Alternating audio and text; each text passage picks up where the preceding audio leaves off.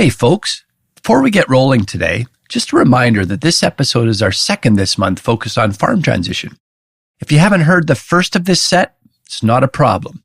The two episodes complement one another. The first one is the perspective from a junior partner. The second one is perspective from a senior partner. So hopefully you find these motivated and they get you kickstarted to start your transition journey. If you've already started and maybe you're a little stalled out, maybe this is just the nudge you need to take it to the next level.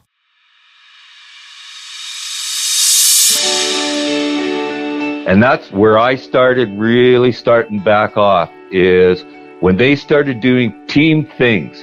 Let their personals drop and do team decisions is when I really said, these guys are ready. From FCC, it's the FCC Knowledge Podcast, a show that features real Canadian producers, real stories, and real good conversation about the business of farming. I'm your host, Marty Seymour. In our last episode, we talked to a junior partner going through farm transition. Today, we're going to get a little bit of a different perspective and chat with a senior partner from a different operation who's had a very successful transition. Garnet Martin is a senior partner at Evergreen Wood Creek Farms. Garnet and his junior partners are at the tail end of their transition journey. And while if I've learned anything doing these podcasts is that journey never really ends, but they're a lot closer to it than somebody that might be in the early stages. We'll hear about their experience and what Garnet's learned and the lessons you can apply to your own operation and your own journey. He's got a ton of great advice. Also, bringing back, due to popular demand, Patty Durand from our Ag Transition team, who we heard from in the first episode of Transition. She's going to talk about it through this lens of her experience working with Garnet and hopefully inspire you to do some things that really make a difference in your journey.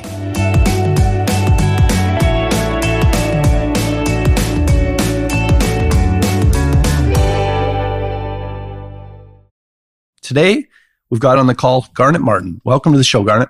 Welcome, Marty. I'm happy that you've asked me to partake in this podcast. All right, so we've got listeners from all across the country, and I always I think in agriculture, we love to know where people are from. Why don't you tell us where the farm is, Garnet? Our farm is in Watrous, southeast of Watrous, roughly 10 miles. Watrous, Saskatchewan is kind of halfway between, if you drew a line between Saskatoon and Regina. So we're kind of in the center of the province there, at least the agriculture area. Okay, so that's crop country then. There's probably a few cows in the neighborhood, but mostly grain farm. Correct. Yeah. In our area, there is cattle industry, but it is mostly grain. Okay, so you're in grain country, central Saskatchewan. We've got people from Ontario, BC, East Coast. What's the price of land like in your backyard? In our area, like comparing to Saskatchewan area in general, it's still fairly low. We're running, top end around the $2,000 acre for what I would call better land in the area, down to, maybe $1,400-1,500 for maybe some stuff that isn't quite as good. It's almost like you've got something on sale there. You're inviting all of our listeners to show up in Watrous now to try to buy some land, and it might be part of your strategy to drive land values up. Why don't you tell us a little bit about your farm? Just describe your farm to us. Currently, we're farming 6,800 acres. We own about a third of that and rent about 2/3. We've got some real good landlords, so I'm not real concerned overly of losing the land without at least being able to buy it. So our farm is sitting pretty good as far as our land base. But of that 6,800 acres, canola will vary at the low end of 35% up to the high range of 50% of the acres. We're a lentil grower. We're on the northern fringe of growing lentils. And then, of course, your cereal crops and vary of wheat to barley to oats to canary seed will fall into the other category of 40 or 50% of the crop rotation. So you're kind of the typical Western Canadian, kind of a third. Now, we're here today to talk about transition. You guys have a great family story on transition. Maybe the first question is, when did you start working on your transition? How did this come to be? Well, it's roughly 10 years to 11 years. 2010, actually, it was. My son-in-law and my daughter were working out in Alberta. They had gone that direction. Farming wasn't very good. And Matt, my son-in-law, he come from a little bit of a family background of farming. Not directly, it was his uncle. Very interested in farming. My son, kind of wasn't finding his way, but, had mentioned a little bit about maybe coming back to the farm. He was working off the farm at the time and stuff like that. Okay, this is usually the part of the conversation when it gets confusing about all the players involved in transition. So we're going to do a little level setting here to kick this off. Garnet is the senior partner, and his wife's name is Darlene. He has multiple junior partners. First, there's his son, Derek Martin. There's also his eldest daughter, Leslie, and her husband, Matt Kelly. Leslie does some off-farm speaking, and some of you might have seen her on the circuit, and she does a little bit of consulting, which means Derek and Matt are more directly involved in the operations and the day-to-day management. 2010, there was the boom in agriculture with all the biodiesel and everything going on. And even though, our particular farm wasn't doing all that well, I still felt there was an opportunity in agriculture. If you listen to our junior partner episode, you're already familiar with Patty Durant, who made a cameo appearance in that episode. But I figure for consistency's sake, it'd be great to include her in this one again.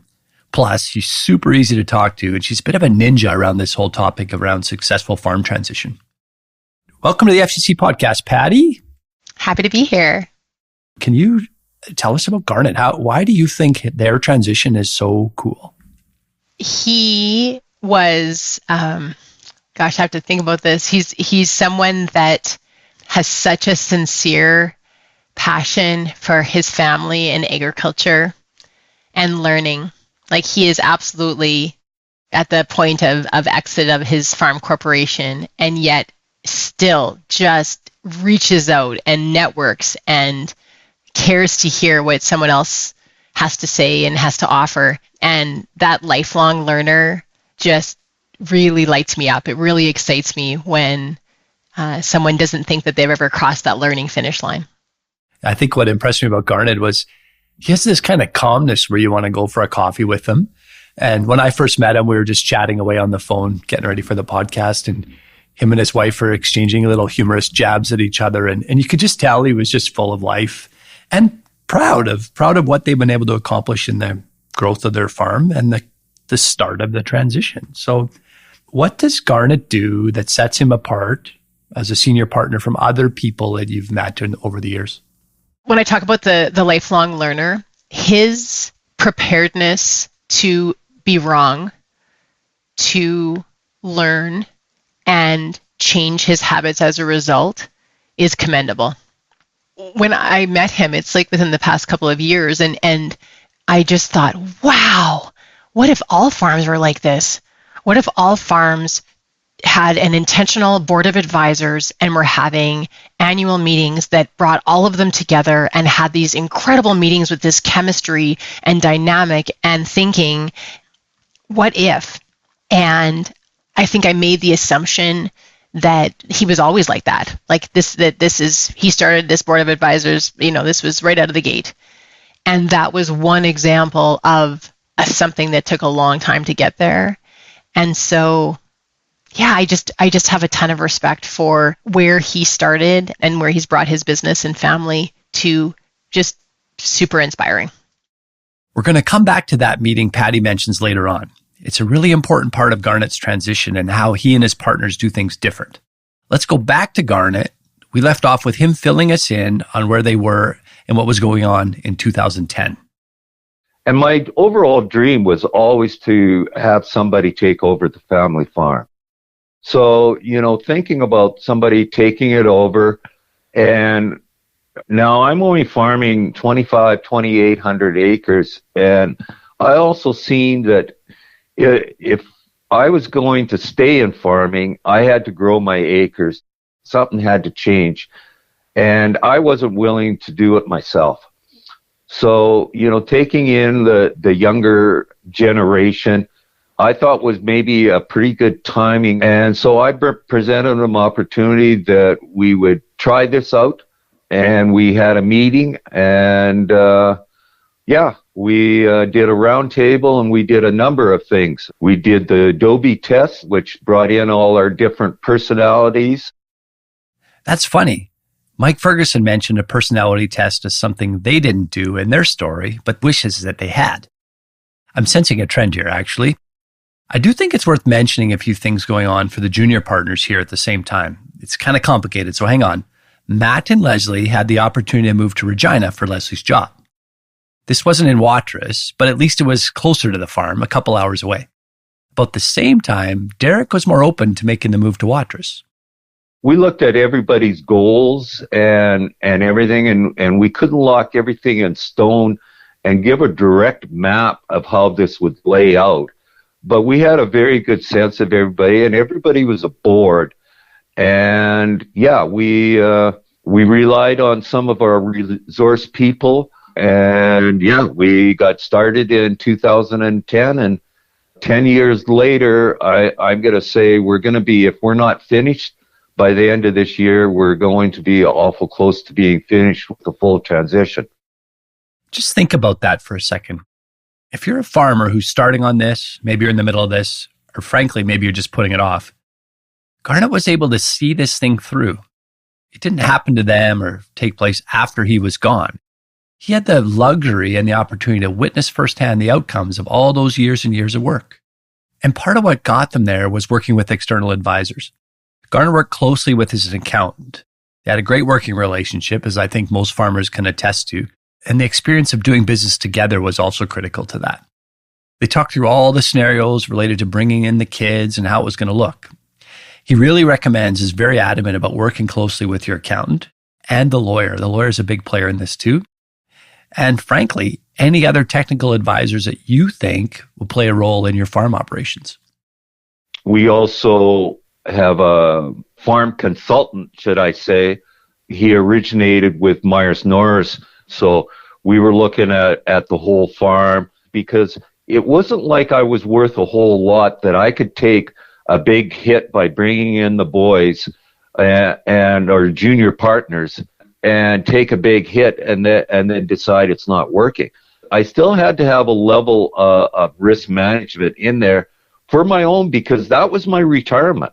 My land was my retirement. So I had to be very, very careful on how I did that. And I was pretty open with the boys on that, we don't have a lot of room. Like, we can't go out and start spending a lot of money on machinery and buy this, buy that, we really got to make smart decisions. And I'm going to tell you, we had some tough years. And I think it was great that we did. Taking the negative and positive, I mean, those negative years were tough, and they were negative, but I said from the day one, these are the things where you're going to learn for down the road. It sounds like Garnet was open and honest right out of the gate. So I asked him about that, because my personal experience hasn't necessarily been that senior partners are super comfortable being transparent in these conversations. Well, it turns out Garnet witnessed firsthand what could happen if you're not transparent. When he went through his first transition as a junior partner, his dad didn't want to talk about it. I mean, that's a generation where that's what wills were for. And Garnet saw the fallout from that approach, so he committed to doing things different. And that's how it started, with Garnet being super open and transparent. But in the bigger picture of farm transition as a whole, where does that really factor in? I was quite curious. So I asked Patty to give me a little more insight. Okay, I've realized I have to do something about transition. I'm not exactly sure where to start. Hugely complicated. What would be your top 3 buckets that I should start to think about to get me going? I think we can really work with farm families to encourage people to be clear about what they need. Basic human, basic foundational thing. So, what do the senior partners need in order to live for the rest of their life? Because odds are it's going to come from the farm. So they need to be clear what they're asking for. What do they need? And it's their job to figure that out.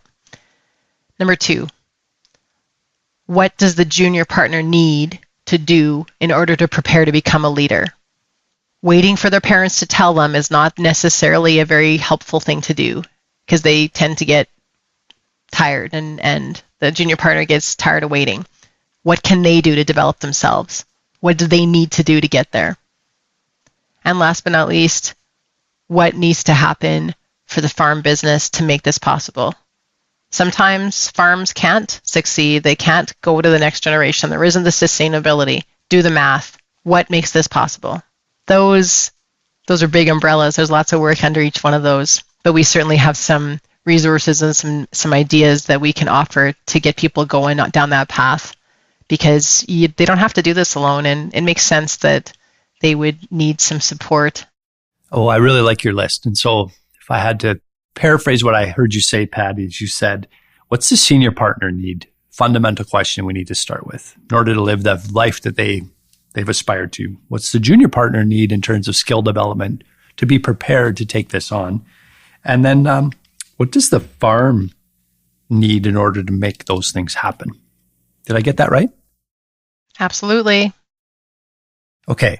Based on what Patty said, Garnet was clear with the junior partners about his needs and their situation. I got it. What about the junior partners piece?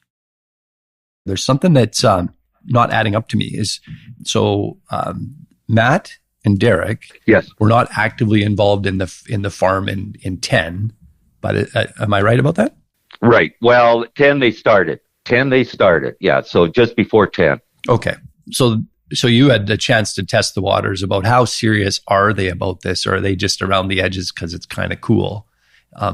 What was the trigger point for you to say, no, I think the boys are all in on this one and let's get after it? I'm going to tell you, honestly to God, I always believed they would get there, but there was a lot of stuff. Like I said, we had 3 different families individually still figuring out their directions on their personal sides. I go back to Leslie and Matt. I mean, they were still living in Regina, and that was creating a lot of problems with Matt traveling, and actually in busy season, he was staying in a camper, and they were starting to raise a family, and Derek was raising a family. And so there was a lot of stuff, even though that they wanted to take over, it just didn't feel right. And it wasn't until, I'm going to say, 3 years ago that Matt and Leslie made the move to come to Watrous. We bought a house in Watrous, moved off to the farm. Derek committed to moving to the farm. And then even in the farm meetings and everything, some of the management stuff that I kept on doing, I kind of said, hey guys, I'm not doing this anymore. You have to. So, you've been farming a long time. You look to the next generation to hand this thing over and to work on some transition plan. If you had to think of something that the junior partners just wouldn't have the capacity to understand because they don't have the knowledge or the experience, or just see the world so different, is there a common thread that you would see in a junior partner behavior? There's a number of them, but the first one is you can't do everything, especially in today's world. I guess it depends if you're a small business or a larger business and stuff. But the biggest one is surround yourself with knowledgeable people, successful people, and understand that you've got a lot to learn. And I'm not saying that to be mean to a young person, but sometimes you come in and I know how to do this. This is going to be easy. No, it's not. There's a ton of stuff you don't know. So you got to start learning and use those resource people. Build a team. Build a real strong team in all the different areas you want to learn. So your transition process, which really is what it is, you're 10 years into this thing. What's frustrated you along the journey? What are the standout moments that just were like, man, this has got to be easier than what we're experiencing? I'm going to say just the biggest challenge was our first 5 years of farming. 3 of them weren't very good. In fact, I had one of the worst years that the farm ever experienced. I was so close to shutting everything down because I was just about at the point saying, I can't risk anymore because it was my farm that was backing the partnership. We were a third, but if the farm went down, it was the banks were going to come after me. So that year, we just could not afford another bad year.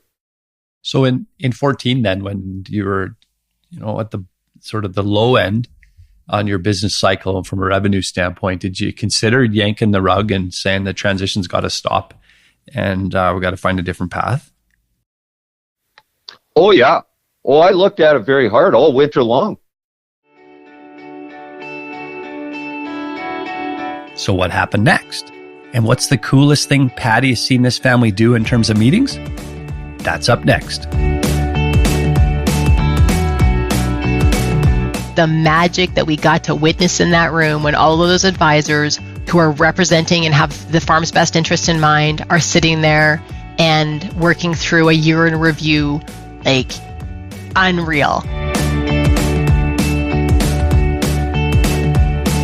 Did you know that February 23rd is Canada's Agriculture Day? This is that one day a year when all of us listening to this podcast and beyond can come together and celebrate Canadian agriculture. Get involved on social media, post a picture of your farm, post a picture of your food, but break the echo chamber and get in the conversation. Use the hashtag CDNAgDay and tell your story. This is our day, people. Canada's Ag Day, Feb 23rd.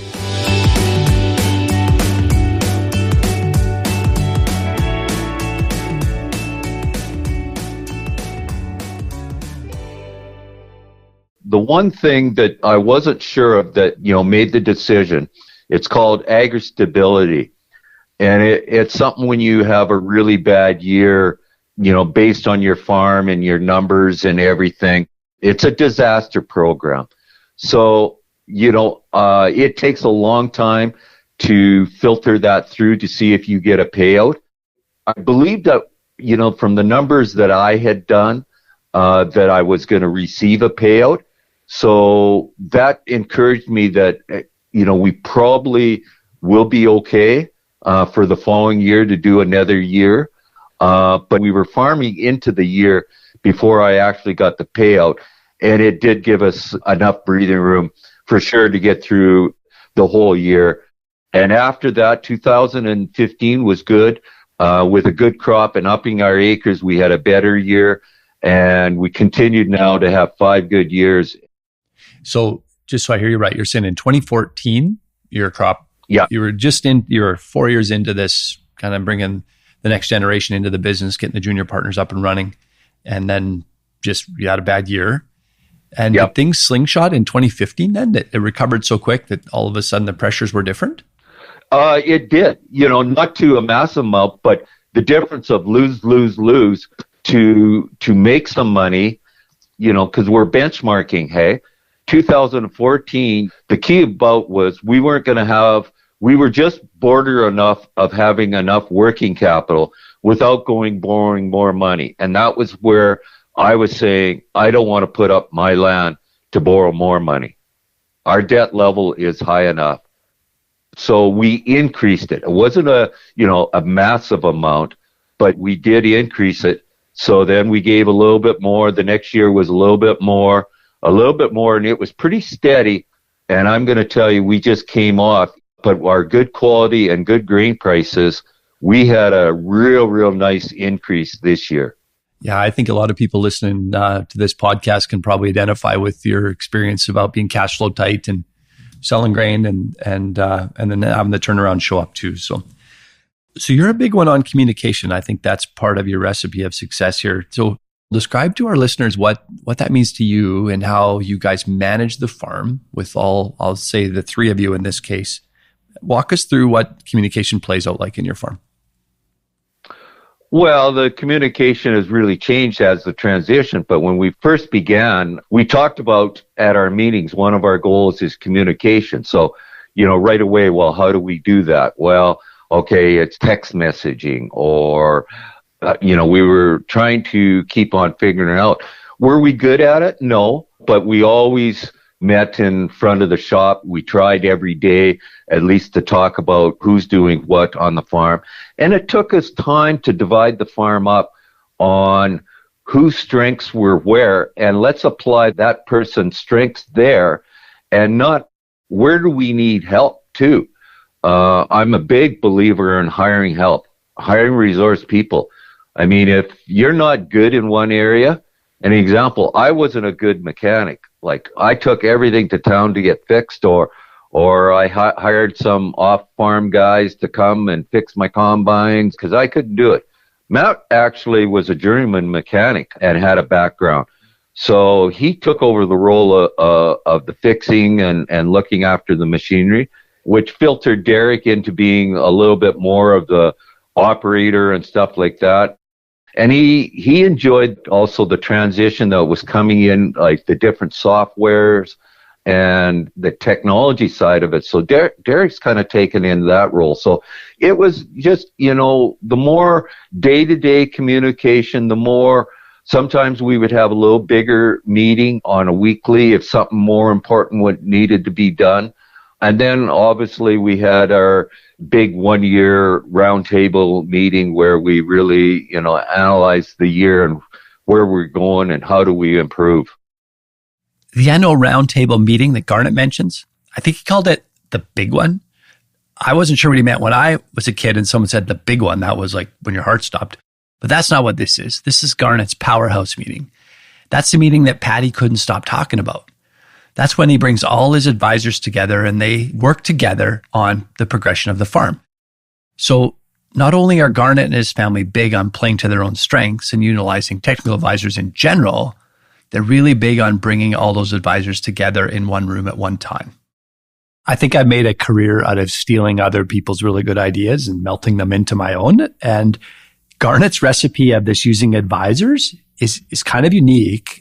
Describe that for our audience, Patty, that people maybe don't understand what advisor means. So in his case, when he has an advisory meeting, and he would definitely be the spearheader and getting that all put together. At the table, our grain marketing team, farm business management, so cash flow management, those types of things like that basically analyzing their financial position. He has a team member for that. His crop input supplier is at the table. His lender's at the table. His agronomist is at the table.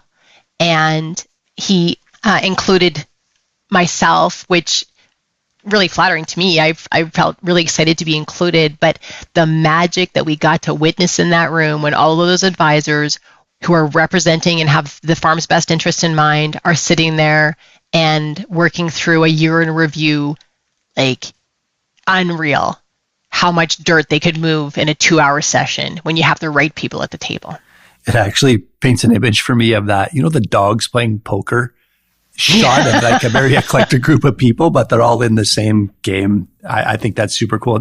Like when I talk about you've heard me talk before about looking under rocks. Well, there was no rock left unturned in that room because all the right people were there. There was no guessing. There was no estimating. There was no, I wonder, because the right person was there. So the answer was in the room. It's like, wow, like now this creates genuine action, a genuine action plan. I just love it. It gets me so excited thinking about the potential this could present to many farm businesses that I'm working with and thinking about every day. So how the heck did they go, to this point of getting all these folks in the room? As with most good practices, it didn't happen overnight. It started with their annual family meeting. Then their farm consultant was part of it. And it just kind of grew from there.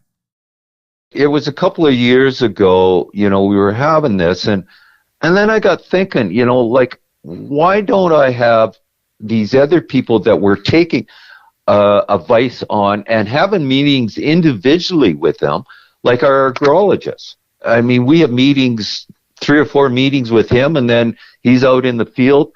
I said, why isn't he a part of that? And why isn't our, we deal a lot with one fertilizer company, and they're feeding us advice and stuff. Like, why aren't they at our overall farm to where they see where our farm is going?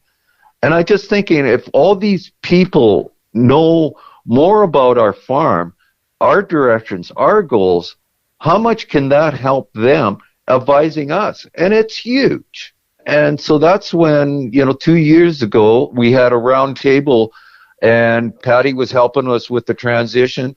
And we did this with all the people that we use as a team, and we seen the power in that. We said we got to do this every year. So help our listeners understand who's around the table. Paint the picture for us. You got your transition specialist in this case, which is kind of a unique situation. That would be Patty. Yes. Who else sat at the table? Our agrologist, our fertilizer dealer.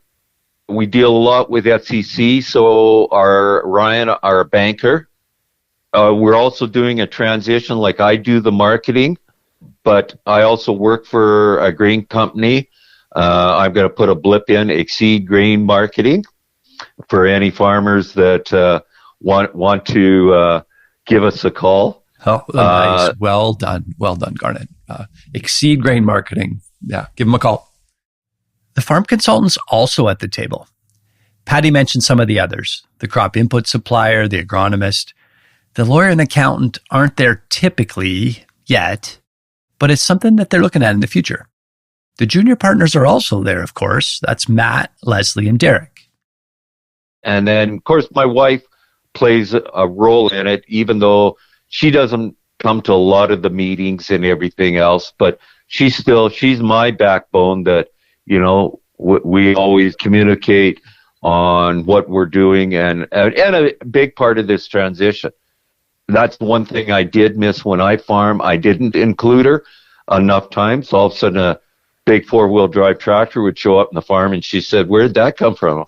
"Oh, I forgot to tell you, I bought that the other day." Sounds like you have to work on your communication a little bit. On this well, definitely. I definitely learned that.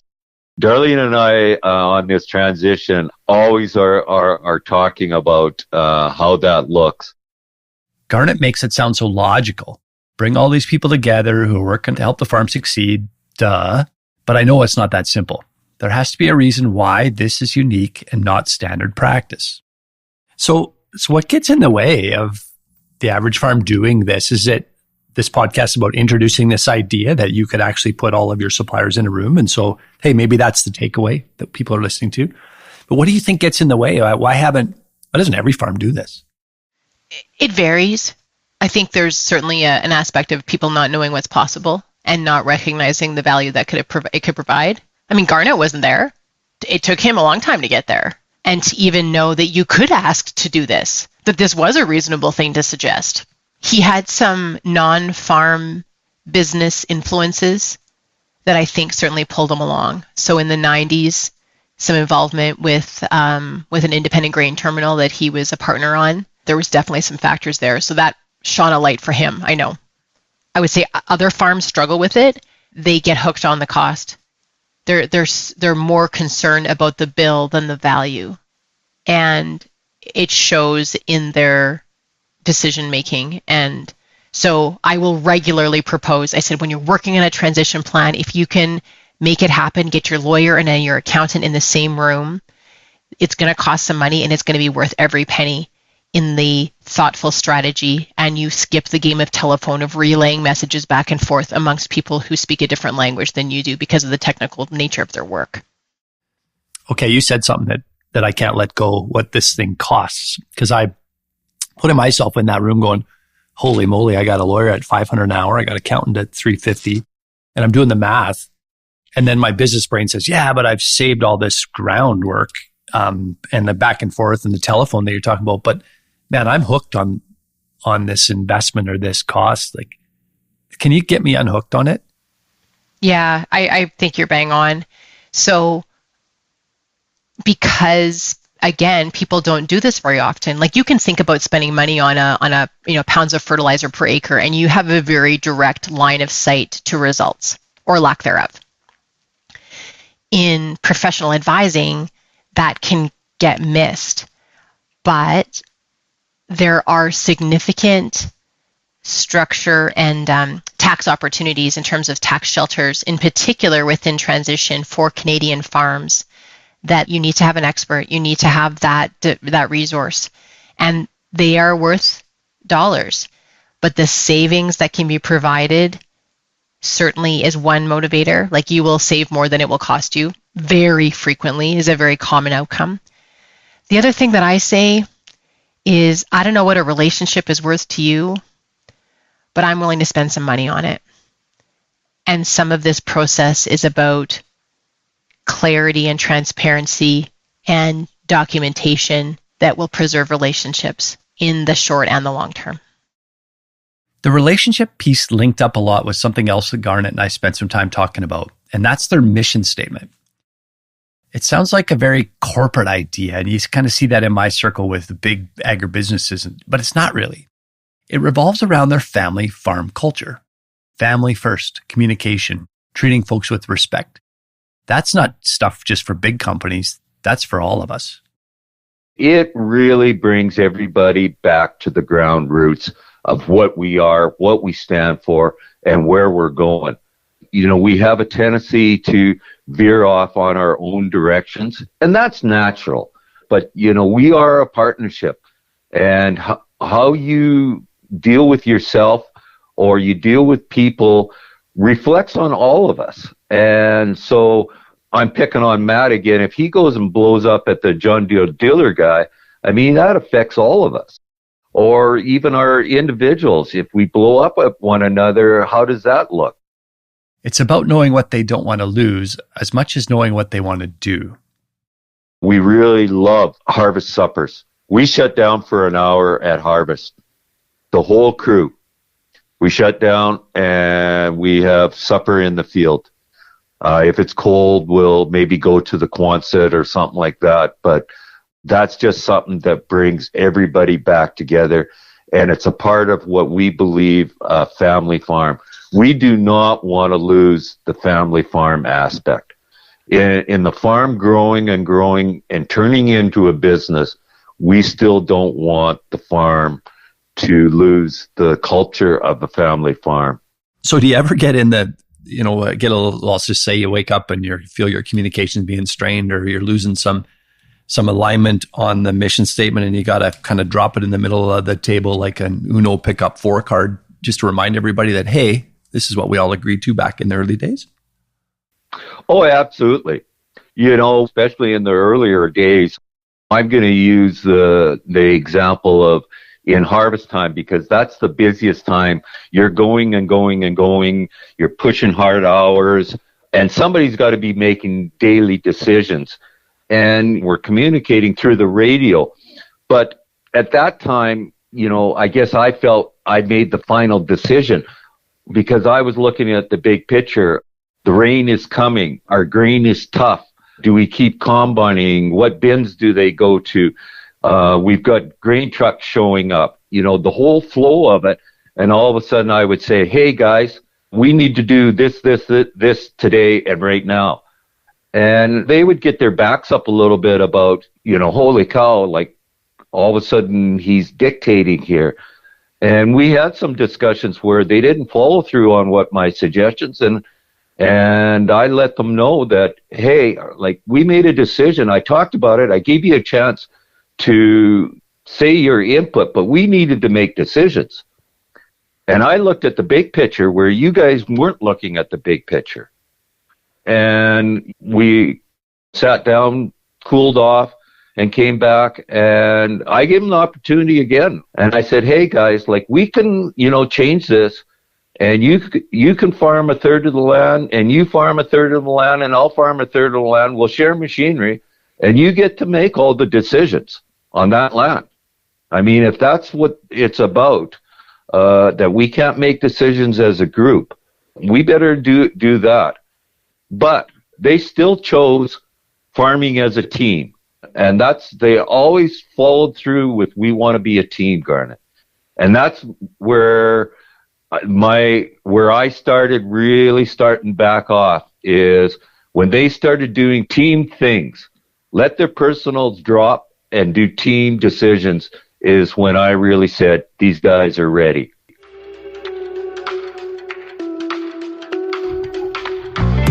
Did you know we offer this podcast in both French and English? Spoiler alert, I'm not the host of the French channel because my grade 12 French would probably not get me past the first question. But my colleague Darlene McBain is killing it over there, introducing French farmers from across the country, talking about what they love, Canadian agriculture. So if you're interested in French, be sure to check it out.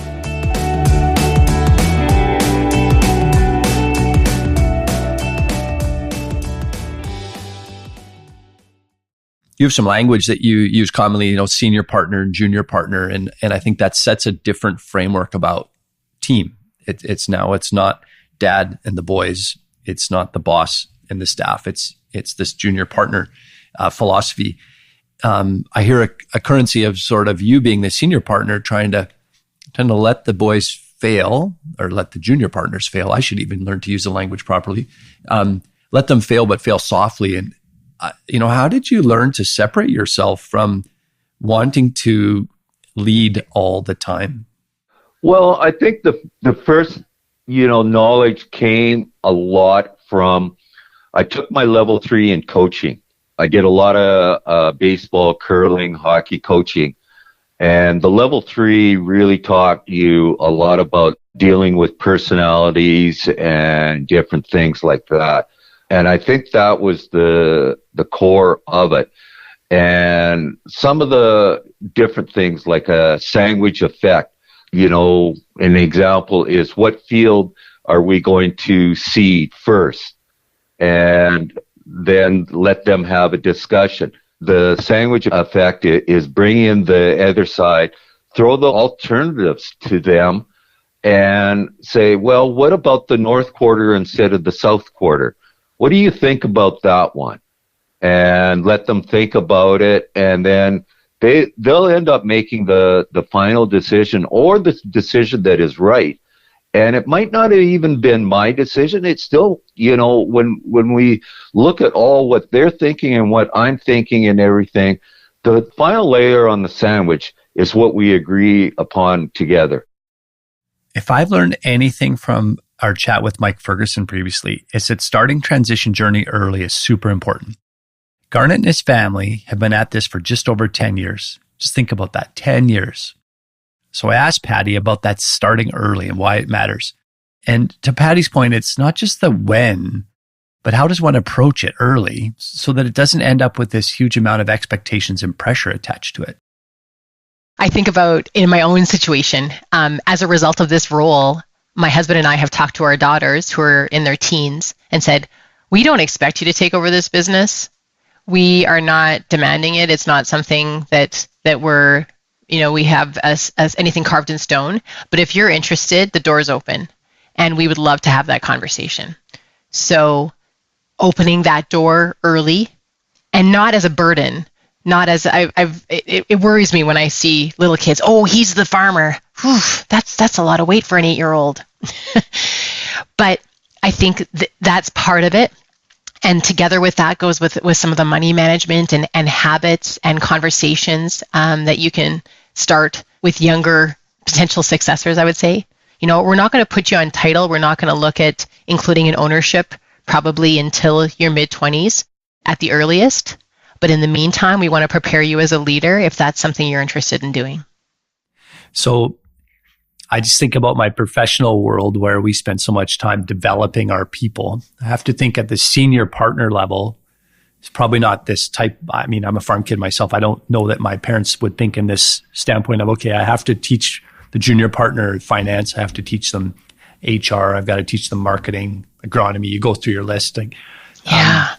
I don't even know where to start in terms of coaching a senior partner to say, if someone's showing interest in the business, I need to start to invest in these skills. Like, how do you coach people through that conversation? So we actually have some tools along those lines on the FCC.ca/knowledge website. And one of the things is a knowledge and skills assessment.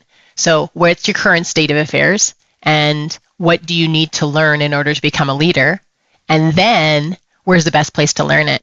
Because an assessment of this senior partner saying, okay, I'm going to look at myself and say, okay, this is what I would be really good at teaching. Here's something my junior partner needs to know, but I will not be the right teacher for it.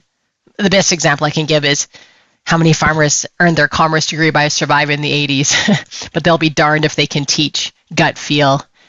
They know good financial choices often, but it's more intuition than some of the actual analysis at times. And so perhaps that's an off-farm training opportunity. So some of those things can really be a pretty open discussion. And then you circle back annually. Have we made progress? Are you feeling more secure in the knowledge about these particular tasks than you were last year? Because that's the other thing that you see in your own performance development, right? Is that constant check-in. Are we making progress? Can you think back to a time where maybe you didn't lean into your part of the partnership the way you would have, and then how'd you come out of that? Like the first thing that comes to my mind is managing, say, my personal times. I've had different things affect my personal life to get my anxiety really going. So I might have a few times lashed out, especially more to my son than my son-in-law. So understanding that a little bit, because my relationship with my son and my relationship with my son-in-law are totally two different. And unfortunately, Derek has taken that brunt sometimes. He might have approached me with something right when I was at the peak of my high anxiety, and I might have lashed out to them. So it's going back and saying, sorry, Derek, you just picked a wrong time to ask me that question or something like that. And again, always give them the positive attitude. I'm a big believer in positive attitude. You have to force yourself to think positive. We are, by nature, people will go to the negative right away. So I've always encouraged Derek to push himself on the positive side. So reinforcing things with him, and Matt at certain times, but learning that anxiety of myself, I think, was the biggest learning thing, dealing with them. I was really starting to see what Patty meant about Garnet's commitment to learning and how well that served him. That advice about building a team using a resource people, that's how he got where he is. I think Patty knows her client really well. If you had to tell our listeners one or two things that they really need to learn about listening to Garnet and his story, what is it? He has a real gift for sharing. He's learned a lot in his farming career, and he doesn't shove it down people's throats, but he's open and transparent to bring across the lessons he's learned. I think it'll take all of us to get there. And when there's individuals like Garnet that have that habit, and it's not out of bragging or pride, it's about a sincere desire to help and give a leg up. You don't have to learn every lesson. You can reach out and learn it from someone else. Oh, that's awesome. So you know what? I think that his successors, Derek Martin and Leslie and Matt Kelly, are absolutely following in Garnet's footsteps in terms of taking an opportunity to personally develop themselves and take a platform when the opportunity presents. And he has a lot to be proud of. And I'm really proud of him. Yeah, if there's one thing I could take away from my conversation with Garnet is he should be proud. What else do you think is unique about their formula? What should our audience know? They don't stop. In the 2.5 years I've known them, I've been invited to 4 advisory board meetings. So really challenging. It's not necessarily something I'm always able to consistently participate in because I serve a lot of farms. But they keep the conversation going. They don't assume it's once and done. And that would be another misnomer I feel in the industry. Oh, we're done our transition plan. Check the box. Walk away. It's like, yeah, this is a continuum. You need to revisit it. Is this still what we meant? Are we still on the same page? Do we need to tweak it? If you have that habit of revisiting, it can prevent some derailments that can happen. I've seen farms where they said, we did a transition plan and we're still struggling. Again, it's not something that ever really ends. So embracing it and revisiting it has real power. Yeah, you raise a good point, and maybe that's a bit how my brain's wired, is that I will start this and then I will finish it, and it'll be a 22-page document with a period at the end. And so, right? So people got to get their head around that. If there's anything I'm starting to get my head around with this whole transition planning thing is that there's not a clear start and end. I think Patty's taught me that. Garnet's clearly demonstrating that. So there's no hard start or hard stop. But there clearly is a point where we start to get toward the end. So what I'm hearing, it's a journey. This is 10 years in the making. Parts of it are a bit messy and then parts of it went incredibly smooth just based on your idea of having goals. When is it done? When can you say we are complete on the transition? Well, in our situation, I mentioned that we are going to be done by the end of the year as far as I would say the farm goes on decision making and everything. Now, having said that, instead of being a partner that has a voice, I'm hoping that they still will continue everything, leaning to me to keep guiding them and everything like that, just like if I was a partner. Now I got to take a step, maybe a little further back than even I have already and let them really take the reins. The only thing that is going to kind of keep us connected is we have chosen, as far as the financial end of it, buying Darlene and me out is instead of going through the bank system and risking interest rates and everything, is we will finance the boys, and that's our retirement. So we'll be still linked to financial. So I'm still going to want to see the financial statements to know that the farm is doing good and everything, because that's going to be our retirement. So that's the offset. Yeah, so you'll always continue to be emotionally invested in this success because your retirement is hinging on it. Maybe the question for me is, what does done look like? I think that's the hardest part to get my head around is when do you emotionally say this is complete? I'm almost there already because everything aligned really good. There was bumps in the road, but I think everything that we have done has smoothened those bumps. And you mentioned it, it was a journey and it was fun. And it was my end goal to have the family take over and be a part of that. And I was. And this fall, I personally had some health issues, all right. Wasn't able to be out on the combine and everything. But I got to go out and watch and go to the suppers and still be a part of it and still be there for them to call me if they needed something. And the feeling of that is unbelievable. I got to see it. I didn't just pass away, then a will told the boys what to do.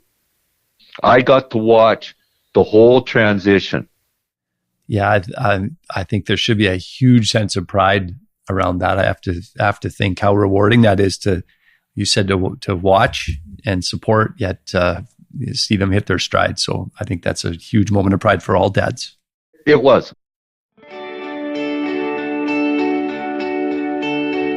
If you're enjoying these podcasts, and specifically these two on transition, be sure to check out our transition planning and case studies on our website. There's a number of different scenarios that you can read through, and you can keep learning and progressing your own journey on the transition. And if you haven't yet, be sure to share this episode with your own business partner, whether you're the senior or the junior. Cleverly, I think it's a great way to break the ice and get the conversation started.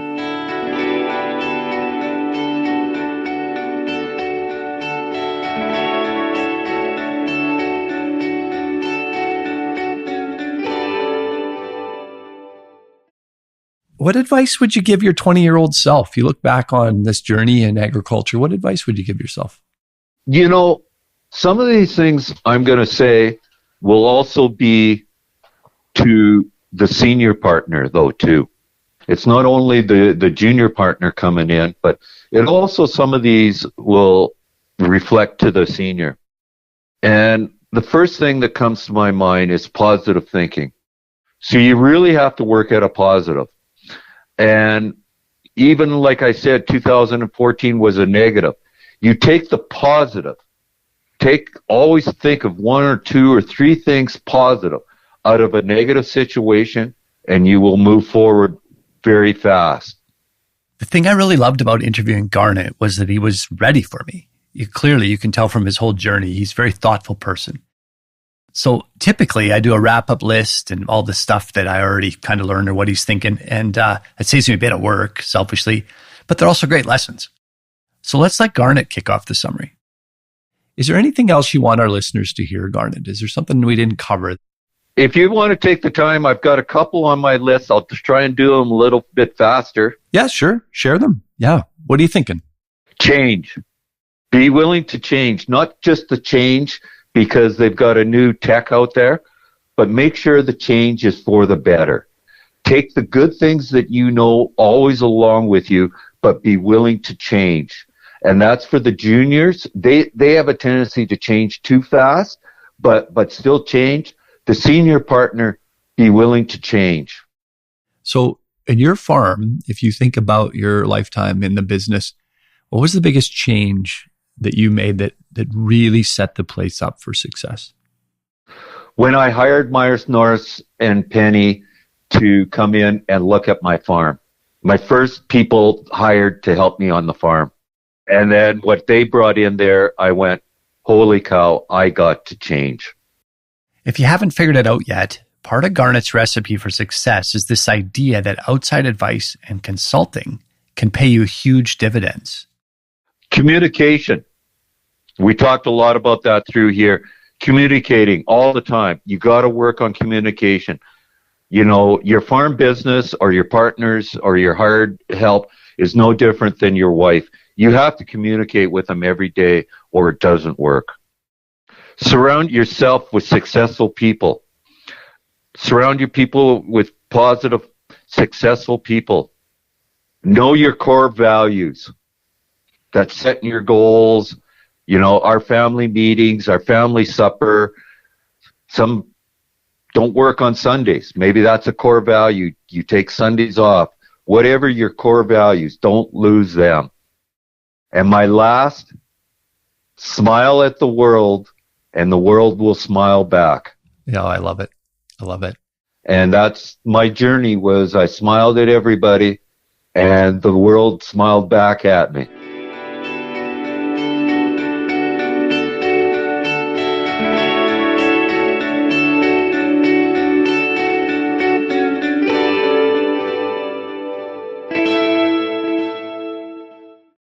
Garnet summed up some awesome key lessons. You know, he's done a lot of things and he's got a lot of life experience. And clearly, like most people in agriculture, he's overcome some really tough times.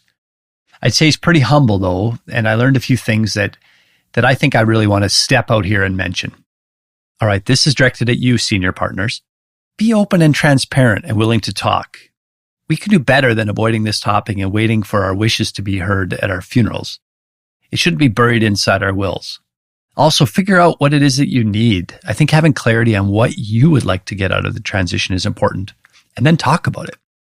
Did you hear how proud Garnet was seeing his transition come to fruition? I don't know a parent out there that doesn't want to see their kids succeed and take over the reins. So if your goal is to have your child or your junior partner in any case take over the farm, don't wait. Don't you want to be able to see this happen? Garnet also has some intentionality about some of how he's approached transition. One of his intentions was to develop and train his junior partners and set them up with the skills that they need. So take some time and identify the gaps, look for key learning opportunities, and then go after them. And that's a two-way street. I took a minute to ask Patty about Garnet Martin and Mike Ferguson, one being a junior, one being a senior partner in their transitions. Very different stories, but they both ended up in really great places on their transition journey. At the end of the day, the biggest common theme between both farms in this case is that they reached out for help. And they didn't try to do it alone. So remember that you're not alone. Garnet said it a few times in a few different ways. You can't do everything, and you certainly can't know everything. Reach out for support or information or expertise. And when it makes sense to do so, think about bringing those technical people to the table together. I think that's what we saw today in Garnet's story, is the impact of an annual meeting was incredible. And remember, be positive. work on communication, be open to change, and smile at the world.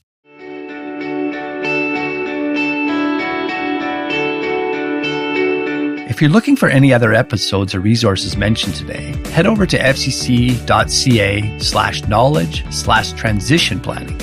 There's plenty there to get you started. Also, give Patty Durand a follow. Okay, so Patty, you're kind of a big deal. Where do I find you on social media? You're very active on social. That's kind, I think. There's a little sarcasm there, Marty. No, so on Twitter, I'm at Pelvera, Pelvera. Now, you do some fun videos on Twitter. That's kind of where I ingest say you're a big deal, because anybody that can post videos, to me, is a big deal, really.